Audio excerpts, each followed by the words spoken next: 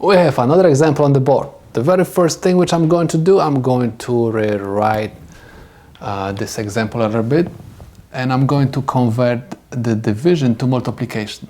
So simply write y is equal minus 2x to power negative 1 minus 3x to power negative 2. Next, I'm supposed to use the formula for the derivative of a sum, even if I have the difference over here.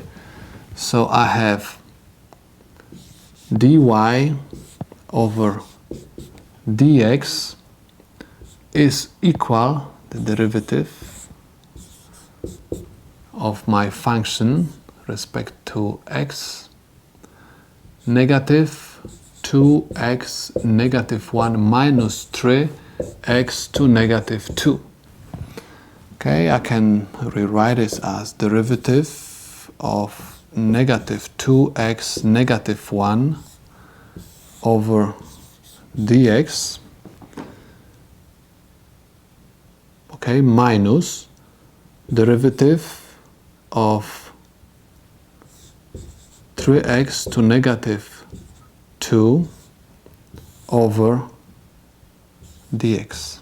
So I can write that this is equal negative 2 times the exponent negative 1 x, and I have negative 1 minus 1 according to this formula, minus, okay, and I have my constant 3 times exponent negative 2x negative 2 minus 1.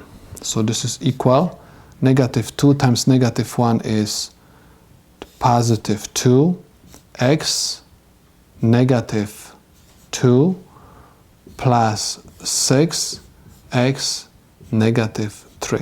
Okay, you can answer your problem in this form, or you can say that this is equal 2 over x to the second power plus 6 over x to the third power. So either answer is correct.